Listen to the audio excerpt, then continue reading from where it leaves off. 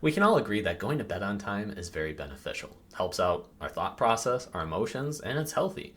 But why do so many of us struggle to do so? Well, we have so many distractions, such as our cell phone, where we're just scrolling for way too long, got Netflix, got friends inviting us out way too late at night, or we just find ourselves procrastinating and we have to quickly catch up on a task. Well, regardless of what issue you're having with this, we're going to be going over the steps and the mental thought process so that you can be more consistent on going to bed on time. Now, if you're new to the channel, you do me a huge favor if you can like and subscribe. We talk about improving your mindset, kicking bad habits, and much more. So without further ado, let's get started here. So we're going to talk about the problem, some solutions, and then also take a look at this big flow chart. So if you're thinking, oh, wow, that's a lot right there, don't worry. I'm going to leave a link in the description so you can save it for later and it won't get lost. And maybe you can print it out, you can save it. So when you're thinking like, what were the steps? Easy thing to look up. So what's the problem? The problem is a lot of us have a challenge having the self-discipline to go to bed on time. We know that it's going to improve our health, our mind, and our energy. Yet, we find ourselves going to bed late for multiple reasons, as I mentioned. Scrolling on the phone, catching up on tasks, revenge procrastination, late night activities, and feeling energized later at night. So what's some solutions that we can utilize right now? Number one is just remember by going to bed late at night how rough you're going to feel in the morning. Now, when you're in the moment, it's hard to remember, but just remind yourself saying, oh, okay, I feel great right now, but this isn't going to last forever. There are going to be long-term consequences for this action.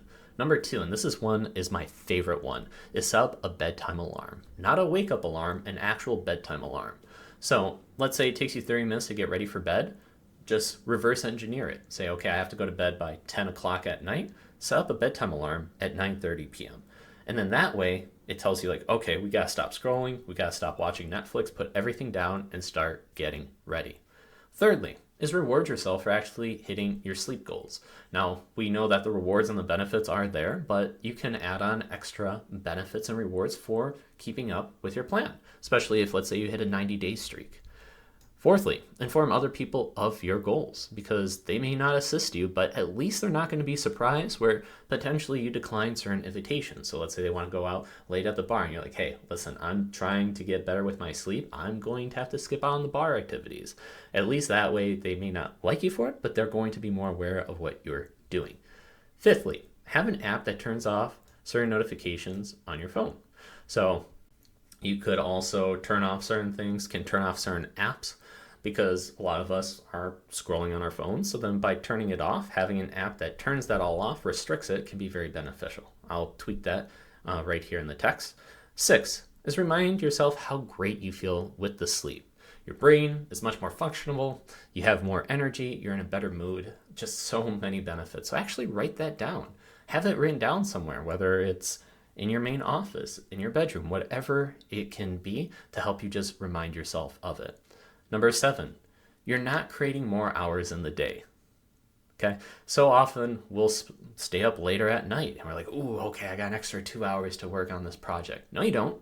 No, you don't. Where is those 2 hours coming from? You're either getting lower amount of sleep or you're taking away time from tomorrow. So you could sleep in later, but you're still taking away, let's say, 2 hours from that. So the only exception potentially is if that 2 hours is really needed, meaning you have to get a paper done, there's a due date, and you can sacrifice how you feel the next day and the following day because it is just that critical. So almost like sprinting rather than running a marathon. Those are exceptions, but overall, remind yourself of that.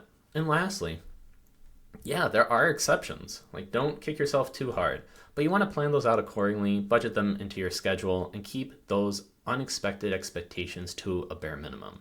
If they're happening too often, then you're probably going to have to re-examine your schedule, your budget, and your habits. So if you made it this far, hey, please like and subscribe. Now, if you're really curious about the thought process, how to combat any excuses that you find your mind having, because the reason why I created this is because, hey, I actually am struggling with this. I created a flowchart to help me out, and I figured that it could help out other people as well. So we go into different topics over here. And I'm going to leave a link in the description so you can actually download this, zoom in, see all the text on your phone. Because if you're like me, you just save the video, but you never come back to it. And you're like, ugh, it's just so much work. But then when you actually have the PDF saved, you're like, oh, okay, this is a little bit more helpful. So let's get to it. First off, right off the bat, you tell yourself, hey, I'm struggling to get enough sleep because I don't have a consistent sleep schedule. Okay, well, pick a time that you can wake up every single day. And this is going to include weekends. Now, note, if you're waking up at 11 a.m., it's not going to work out if your job starts at 9 a.m., right? It's a conflict. So you want to, if possible, you want to make this happen every single day, including weekends, which that brings us up to this next point. Is that possible? Hypothetically, is this possible? Let's just say no. Let's just say it's not possible. So we're going to go down this path first and we'll circle back up here. So we say no. Well, you have hard constraints that prevent you from making this possible. It's unfortunate, but you may have to think about, can you do a theoretical workaround? Now, it may be really difficult, but is it technically possible? If no, it's like absolutely not. Well, that's unfortunate. It happens. But even if you can't hit 100% of your goal, there are certain steps that you can most likely take in order to improve your sleep. And something is better than nothing. But let's just say yes, maybe there is some out of the park way that you could make this work. Let's go down that path. Well, ask yourself, how much effort would be required, especially regarding the reward of sleep that you'd be getting once it's great sleep again? Does that justify switching jobs, moving apartments or places that you live, or earn more money that would then allow you to have the ability in some capacity to get more consistent sleep? If it's too much effort, hey, that's understandable, but just know that other people have been in your shoes, that this is obtainable. Maybe you want to seek out other people's advice who overcame the same situation that you are in.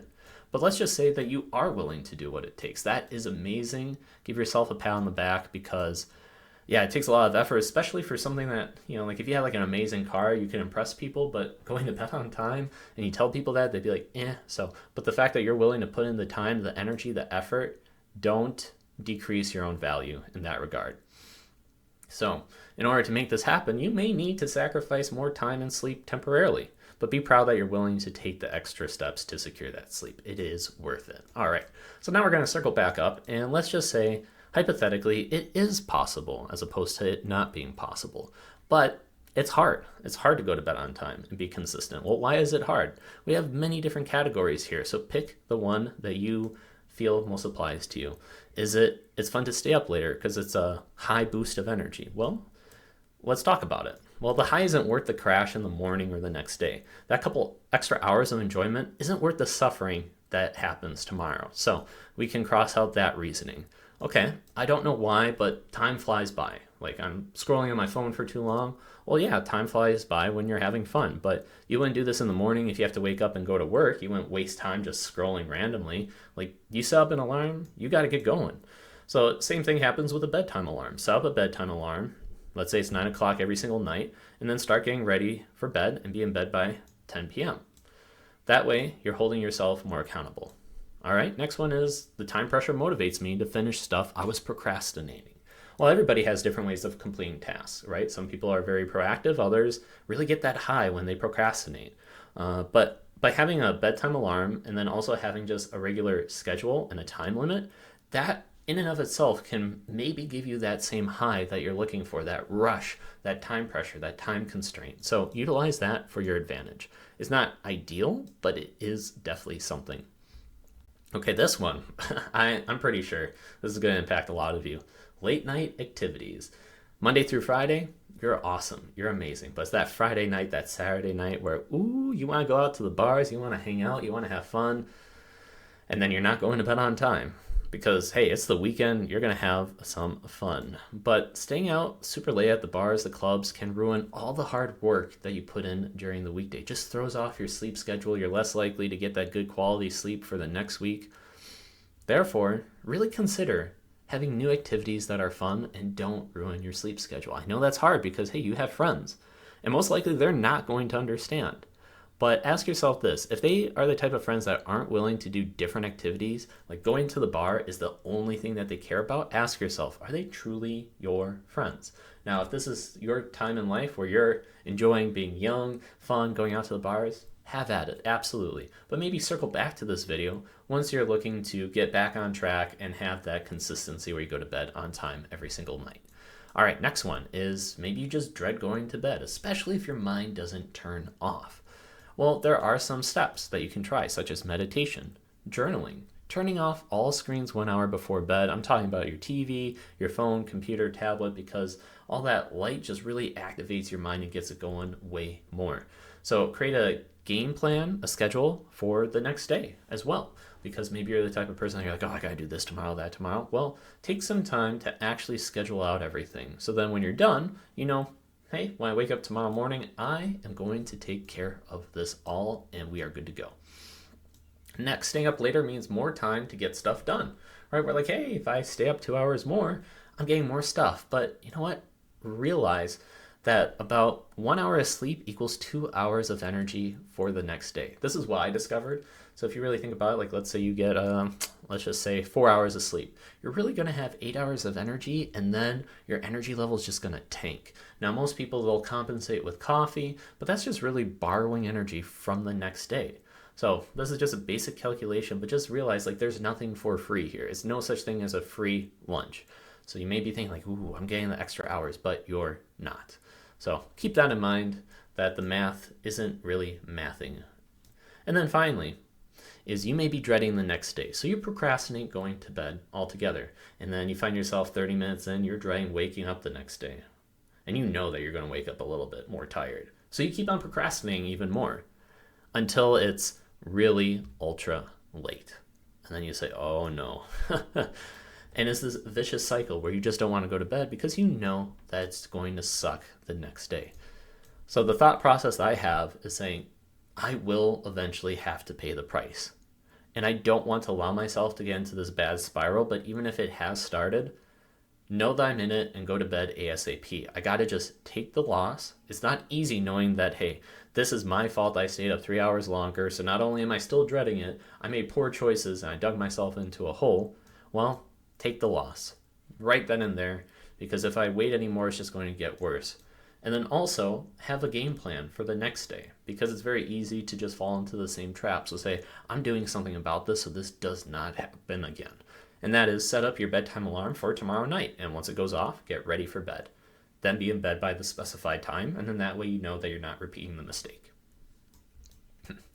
Now, all points are going to go pretty much to this main bucket right here, in saying that getting consistent sleep can be a challenge, but it's important to remember the benefits it provides. You're getting better mental focus. You got more energy the next day. You reduce your body's rate of aging. You will look younger and better. You're going to have a better control of your emotions, and there's just so many health benefits. So this all comes down to pretty much self-discipline. I want to remind you that you can do this. This may require sacrificing some short-term gratification for long-term gratification. But remind yourself why this is important to you. Write it down on a list. And also, tell yourself, like, hey, you are in a blessed situation. You can make this work. And if you can make it work, be extremely grateful. Because there are certain people that, unfortunately, they don't have these benefits where they can actually go to bed on time. Now, it could be due to work constraints, family obligations. You get the idea. So just be aware that things can change, like you yourself, your life circumstances can change where you're not going to be able to secure this great amount of sleep. So capitalize while you can and go from there. So again, we went over this. I'm going to put down the glasses, but if you're the type of person that you are struggling to get some consistent sleep, I'm hoping that these tips can really help you out. They help me out as well. Or maybe you know somebody that is struggling. Send them this video. Download this PDF. I'll leave a link in the description. So that way you can take a look at the problems, the solutions, or you can go through the thought process that I described here. So I'm marking the way. Check out my other videos where I talk about improving your mindset, kicking bad habits, and much more. I'll see you in the next video.